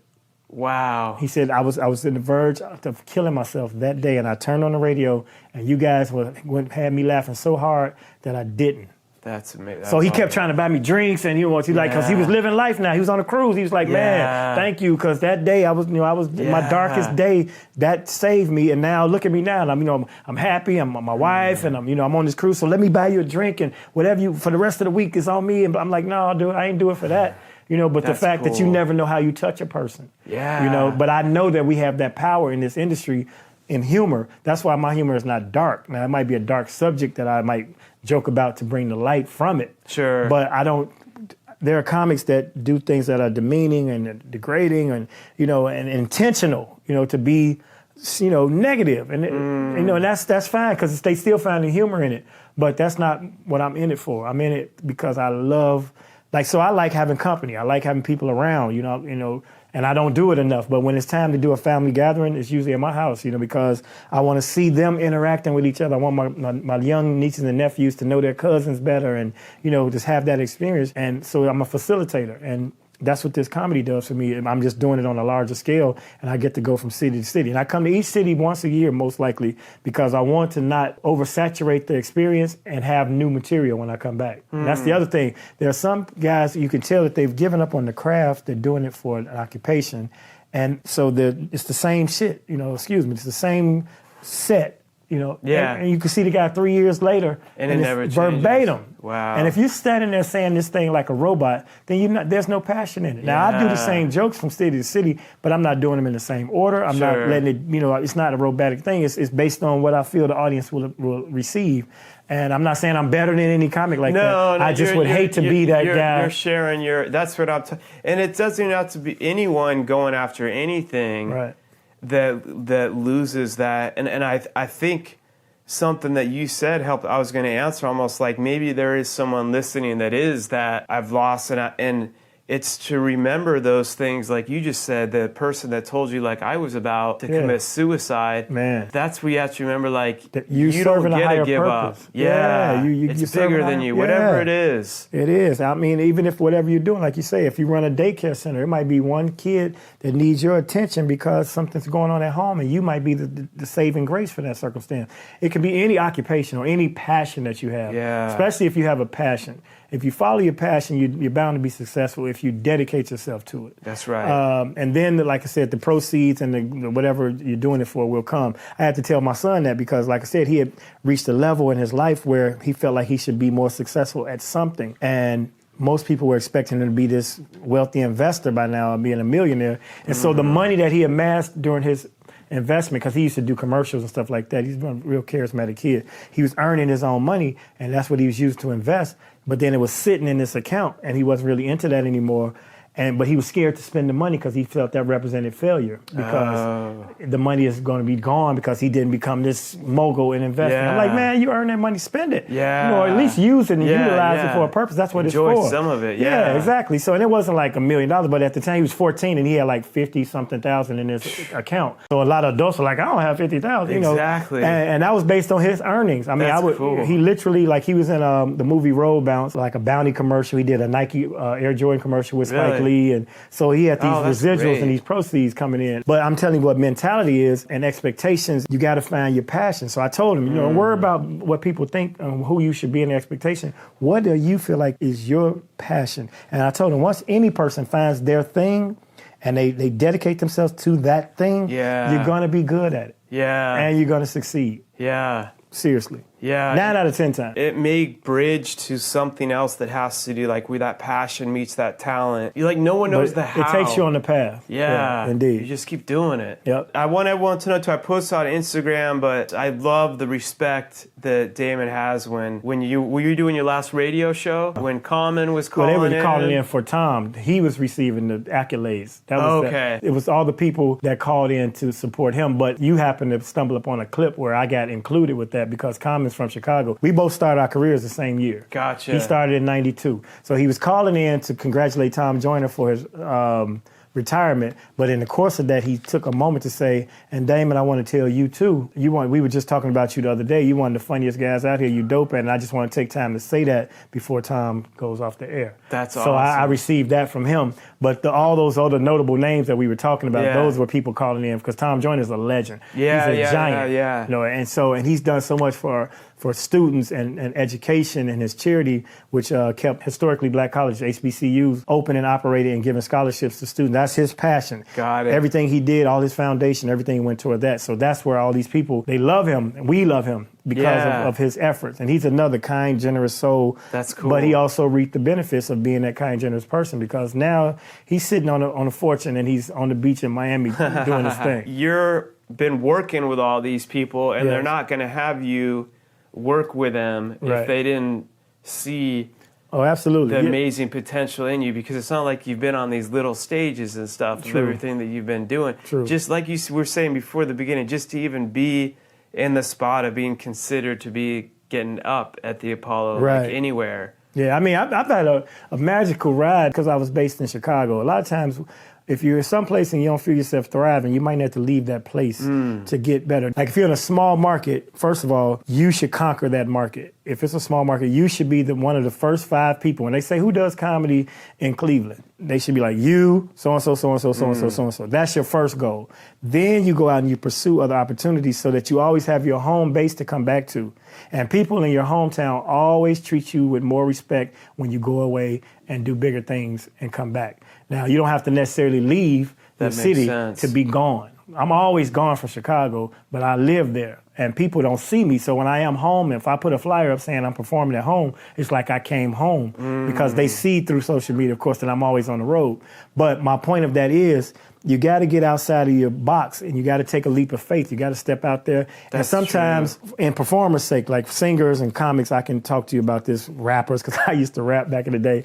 I had an album, my title was Gucci D. That was my name. Really? Yeah, you'll see it on Instagram. But my point of it is that whole doing it for free. If you're a comedian, get out of town, get in your car and drive 4 hours in one direction or another and find a comedy club and do a 5-minute free set. You know, set it up, of course. But now, if you do well in that set, these people are your new fans. Then you give them your social media. Then eventually they'll start requesting you to come back because they want to see more. And it might have cost you $300 to do that. That's right. You're not going to make the money this time. You know what I'm saying? Yeah, you got to put in the effort. Then you come back and you reap the benefits. But you got to expand yourself. Young people right now, or young in any industry, you have the beauty of social media. That's so true. Even if you have to pay for your post to get spread, it's worth the investment because it's way less than paying to have a commercial on TV. You can touch the world through this social media. So that being said, so a lot of people ask me, well, what do you suggest to a young comedian coming up in the game right now? No, that's good advice. Work your social media, dude. Yeah. You have your own network. You have your own TV show. You have your own radio show with a podcast.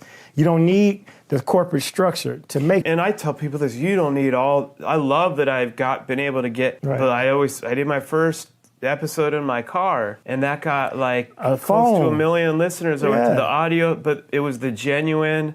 Yeah, you don't need So, all the yeah. fancy. Just start with That's what all you I'm have. saying. You got to start where you are and work what you have to get to where you want to be. It's just that simple. And right now, it's a golden age of opportunity. We had to wait on television networks to say, okay, we're coming to Chicago and we're going to pick the best of the best in Chicago. We're going to give you a shot and put you on TV. You don't have to wait for that. Radio spot or yeah, something. you don't have to wait Yeah. for that. You can do it yourself. You can make it happen from where you are, but you want to expand. You want to go around. You want to network with people who are in the same thing that you're doing. No matter what it is you do, you need to network because opportunity comes from opportunities, and that's based on you meeting someone who can tell you. You need to be in a room full of people That's so that are true. doing what you want to do so that you can do what you want to do. It's that simple. You can't do it in a bubble. Yeah, I love it. Yeah. I love it. And you were saying before too, like you have to earn your way to get there. You gotta put in- don't have the mentality that everyone should just respect you. And nobody's going to help you like right away. I mean, to be Yeah. honest, here's the thing. You got to go kill your own lion. Show them you can kill it. Throw it down on the table. And they love to see it once you're winning. Winners attract winners, and they want to help you then. It's like, where were you when I was, sleeping in my car? Exactly. But you have to go When through they those come and times. show with their bare hand, like boom, I Yeah, did it. Exactly. Then it's like, all right, So, respect. but here's the thing: like, people will give you advice, and people will steer you towards certain opportunities. But until they see you actually going for it yourself, Yeah. then they're not going to really do it because they think you're looking for a shortcut. And most people that have paid their dues, it's almost to the point of being bitter about it. Like, because there's no way, I went through all this and I rode cut all through these Greyhound. And, stars. now Yeah. you're going to just jump on social media and become famous and make $1 million.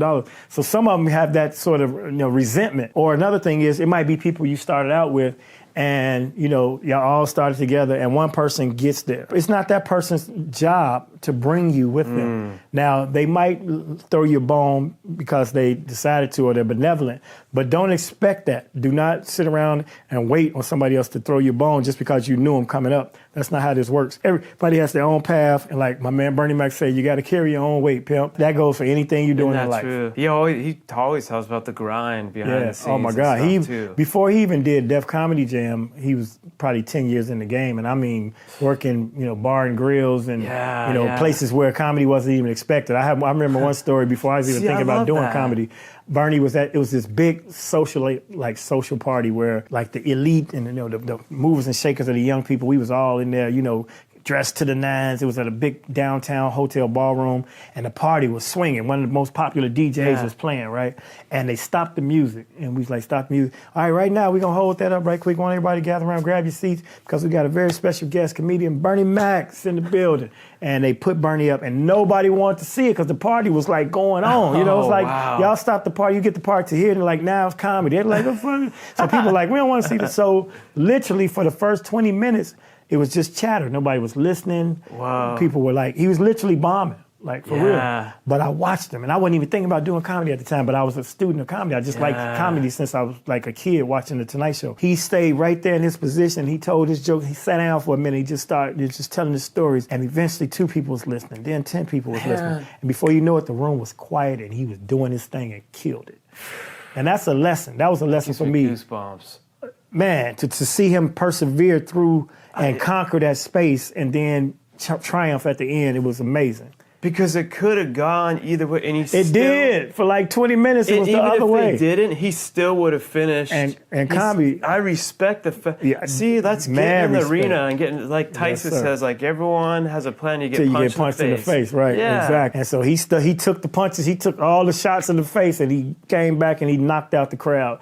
And I said, "Wow, I've never that heard guy." that story. And I didn't know him. I'm like, that guy, he's cold. Because I didn't want to hear it. And I'm a comedy fan. Yeah. But girls The walking around in moment, short dresses yeah. and we drinking Yeah. champagne and chilling and man, everybody wants to see that right now. And he just isn't stopping. He stayed in that thing, man, and he stood. And this is way before Def Comedy Jam. I didn't know who he was. Yeah. Period. Some dude's up there in the Trying to make us laugh. and he's just Ha, ha. not stopping. Man, that's and look where he ended up. You know what I'm saying? He That's never, why. Yeah, he never gave up, and he got there. And he was the last one of all the 4 kings to get a TV show. And he said it like, they don't want to give me a show. They scared of me. They scared I might say something. But it's all right. My time will come. And he said that on the Kings of Comedy to the camera, like, give me a shot. I promise you, it'll be worth it. So respect. R.I.P. Yeah. Bernie Mac, man, and that's just more inspiration for anybody that's trying to do anything. So I don't know how long this podcast can be on, but I am having a great time just sitting here talking about this stuff, man. We'll wrap it. I appreciate it. This has been amazing. I'll probably make this may be a two-parter. We'll see. Okay. But everyone, I'll have all your links in the show notes. Okay. Make sure you're following on Instagram, everywhere that we have. Catch him anywhere he's performing. Please do, because I'm going to hurt your face. When I come, I don't just do jokes. I try to hurt your face. I want you physically leaving in pain, your stomach. And I got that from seeing Eddie Murphy live twice. Oh, wow. I was a comedy fan, man, and we went to see Eddie Murphy. One was an outdoor venue, and outdoor comedy is hard. It's trickier because, comedy is intimate, and you need the sound and the feedback. Killed, he murdered it. And then after that, he blew up and he did this big arena in Chicagoland area. But when we left that show, man, it was like, stop, like, please give us a minute. My face was on fire, my abs were tight. And I said, that's hurt your face funny. And I said, if I'm gonna do this, I got to get to a point where I'm hurting faces. And now I get comments, my face still hurting from yesterday, blah, blah, blah. Yeah, so I mean, it's a blessing, man.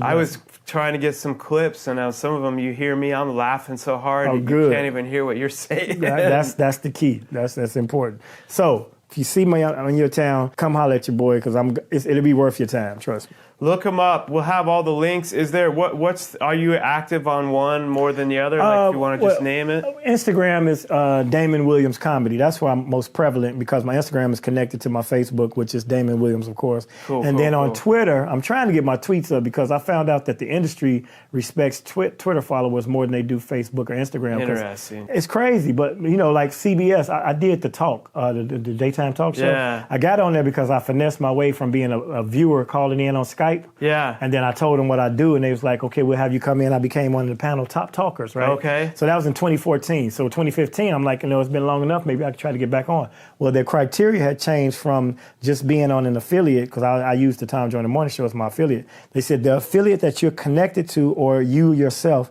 have to have 1 million Twitter followers to be on that show. And I'm like, I've never had that many people on Twitter. You know, 'cause I'm not on it that way. People can buy followers. And they can, but I think right now, Twitter, the Trump effect is big because he is on Twitter and that's drawing attention to that site, you know what I mean? And not just his supporters, people that hate him on there is just as much. That's a whole weird thing. But so I'm on Twitter, needless to say.